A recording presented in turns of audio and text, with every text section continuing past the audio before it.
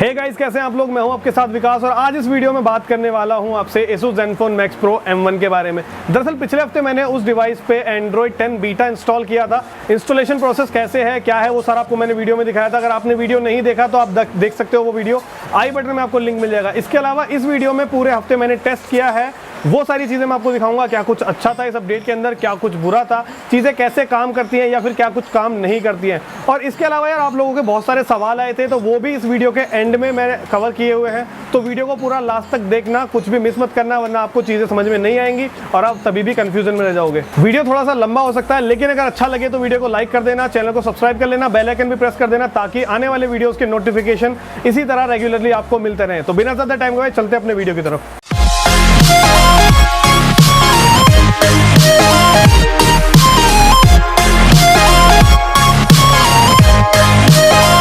तो सबसे पहले बात कर लेते हैं उन चीज़ों की जो अच्छे से काम कर रही हैं इस Android 10 बीटा 3 के अंदर।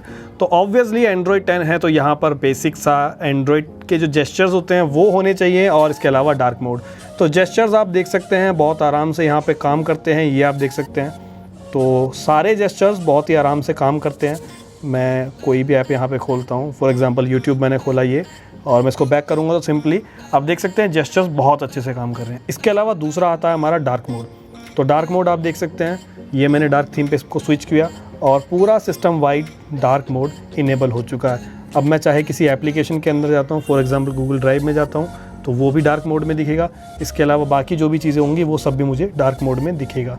और सेटिंग्स की अगर बात करें तो सेटिंग्स भी हमें डार्क मोड में दिखता है। अब इसके अलावा बात करते हैं वाईफाई कॉलिंग की, तो वो आपको कहाँ पर मिलता है मैं आपको ये भी दिखा देने वाला हूँ। तो वाईफाई कॉलिंग के लिए आपको यहाँ जाना है सेटिंग्स में, और इसके बाद में कॉलिंग अकाउंट्स में जाना है। इसके बाद में आपको जियो देख लेना है। तो यहाँ आपको मिलेगा वाईफाई कॉलिंग। फ़िलहाल जियो के साथ ही ये काम करता है, और ये भी बाय डिफ़ॉल्ट मुझे डिसेबल्ड मिला था। इसको मैंने यहाँ खुद जाकर इनेबल किया, उसके बाद में मैं इसको यूज़ कर पा रहा हूँ और अच्छे से ये काम कर पा रहा है। अब अगर बात करें पबजी की, तो पबजी में पहले जो बीटा 2 आया था वहाँ पे ना तो HD ग्राफिक्स सपोर्ट होते, ना ही हाई फ्रेम रेट्स, लेकिन इस बार बीटा 3 में इन चीज़ों को फिक्स कर दिया गया है।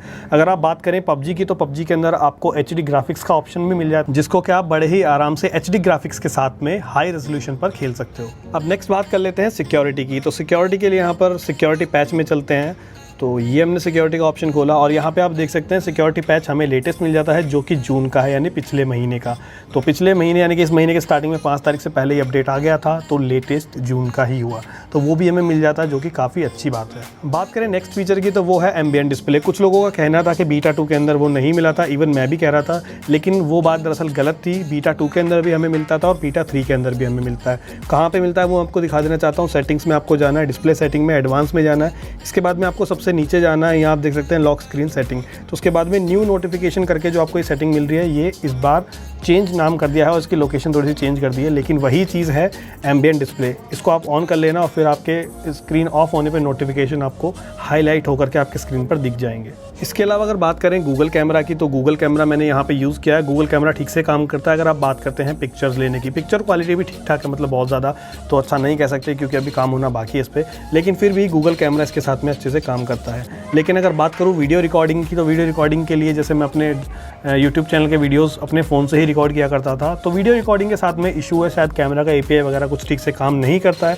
तो बहुत लंबे समय तक अगर मैं सिनेमा Abhi ये एप्लीकेशन यूज़ करता हूँ या फिर कोई भी अदर एप्लीकेशन यूज़ करता हूँ, तो वो सपोर्ट नहीं करती है।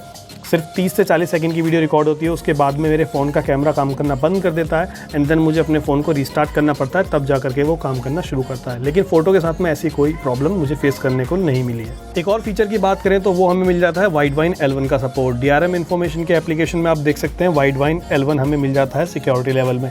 तो इसका मतलब ये है कि अगर आप Amazon प्राइम वगैरह या फिर कोई नेटफ्लिक्स वगैरह पे कंटेंट देखना चाहते हैं, तो उसको आप यहाँ पे HD में ब्राउज़ कर सकते हैं। अब बात कर लेते हैं बुरी चीज़ों की जो इस डिवाइस के अंदर मुझे मतलब अच्छी नहीं लगी हैं। तो सबसे पहले बात करें साउंड की, तो भाई साउंड तो लिटरली इतना बेकार हो चुका है कि अगर डिवाइस के स्पीकर की मैं बात करूं, अगर मैं नॉर्मल कोई वीडियो प्ले करता हूं तो मुझे वीडियो में एक अजीब सी सरसराहट सुनाई देती है, जिससे मुझे लगता है कि वीडियो के अंदर नॉइस है, जबकि ऐसा कुछ वीडियो के अंदर वास्तव में नहीं होता है। इसके अलावा अगर बात करूं तो जो बेस होती है डिवाइस से वो बिल्कुल जा चुकी है, सिर्फ ट्रैबल आपको सुनने के लिए मिल जाती है। लेकिन हाँ, आवाज़ थोड़ी सी लाउड है, लेकिन लाउड का क्या करना है यार, आपको अच्छी क्वालिटी नहीं मिलती है।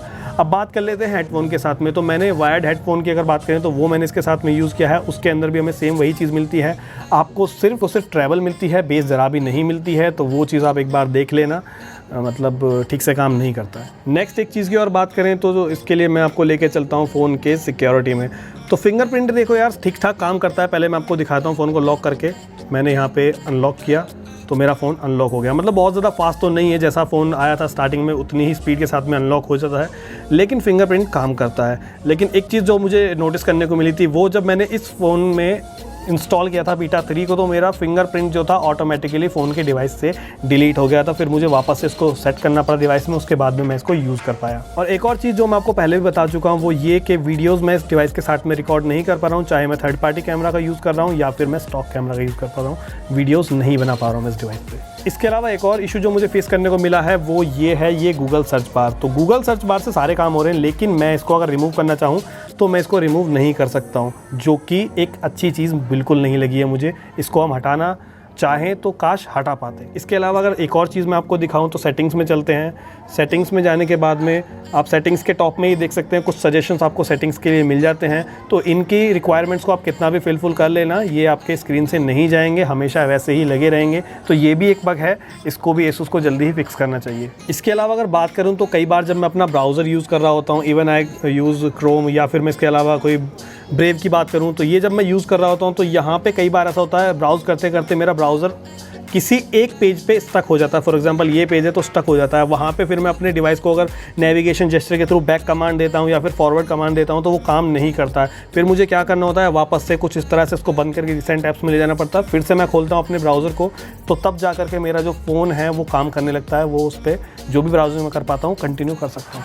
अब यार बात कर लेते हैं क्वेश्चंस की। पिछले वीडियो पे आप लोगों ने काफ़ी ज़्यादा कमेंट किए, बहुत सारे लोगों के वहाँ पर सवाल आए थे। पहला क्वेश्चन जो था वो ये था कि कौन कौन लोग एलिजिबल है इसको अपडेट करने के लिए। तो देखो यार ध्यान से सुनना, अगर आप स्टेबल में हो, स्टेबल में आप यूज़ कर रहे हो बिल्ड नंबर 63 या फिर 82, मतलब कोई भी लेटेस्ट बिल्ड 63 के बाद का, तो आप डायरेक्टली बीटा 3 को अपने फ़ोन पे इंस्टॉल कर सकते हो। और जो लोग बीटा यूज़ कर रहे हैं अभी भी, उनके लिए बताना चाहूँगा, अगर आप बीटा 1 में हो यानी कि 407 का बिल्ड आप यूज़ कर रहे हो तो भी आप इसे डायरेक्टली अपने फ़ोन पे फ्लैश कर सकते हो। और अगर आप 424 में हो तभी भी आप इसको अपने फ़ोन पे डायरेक्टली फ्लैश कर सकते हो। फ्लैश करने के लिए आपको क्या करना है, सिंपली जाना है आपके फ़ोन के इंटरनल स्टोरेज में, फाइल को डाउनलोड कर लेना है। और हाँ यार, डाउनलोड लिंक जो है वीडियो के डिस्क्रिप्शन में, वहाँ तो नहीं मिला था, लेकिन इस वीडियो में आपकी डिमांड पर मैं मेंशन कर रहा हूँ।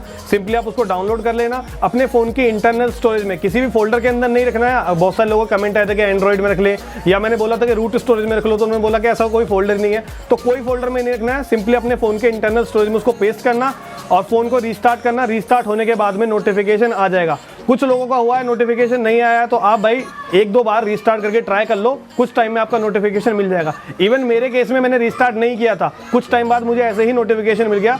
तो आप लोग भी ट्राई करो, आपको मिल जाएगा। और यार जो सबसे ज़्यादा पूछा गया एक और क्वेश्चन था वो ये था कि क्या इस अपडेट को अपने फ़ोन पे इंस्टॉल करते समय हमारे फ़ोन का जो डेटा है इंटरनल स्टोरेज में वो वाइप हो जाएगा, फॉर्मेट हो जाएगा, या जो भी आप मानो।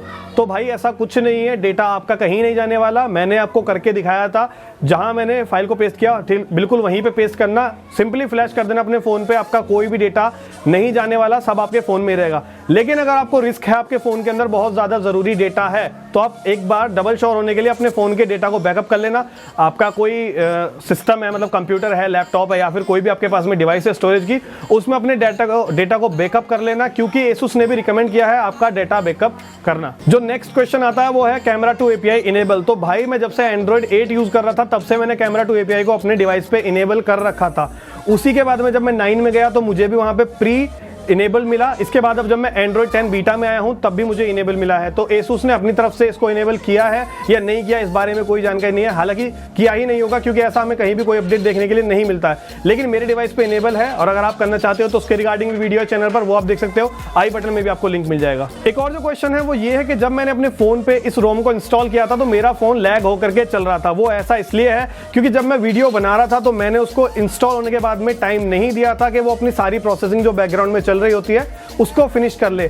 मैंने जैसे ही इंस्टॉल किया, सिंपली अपने फ़ोन को अनलॉक किया और उस पर काम करना शुरू कर दिया। तो बैकग्राउंड प्रोसेस जो चल रहे थे मेरे फ़ोन में, उसकी वजह से मेरा फ़ोन थोड़ा सा लैग हो रहा था। तो उम्मीद करता हूँ आपको ये डाउट भी क्लियर हो गया होगा। तो बस दोस्तों, यही था आज के इस वीडियो में। उम्मीद करता हूँ आपको अच्छा लगा होगा। अगर आपको वीडियो पसंद आया तो वीडियो को लाइक करना, शेयर कर देना। आपका कोई सवाल या सुझाव है मन में, या कोई बात वगैरह करना चाहते हो तो कमेंट सेक्शन में आप लिख सकते हो। इसके अलावा चैनल पर नए हो तो चैनल को सब्सक्राइब कर लेना, बेल आइकन भी प्रेस कर देना, और आपको आने वाले वीडियोस के नोटिफिकेशन इसी तरह से मिलते रहेंगे।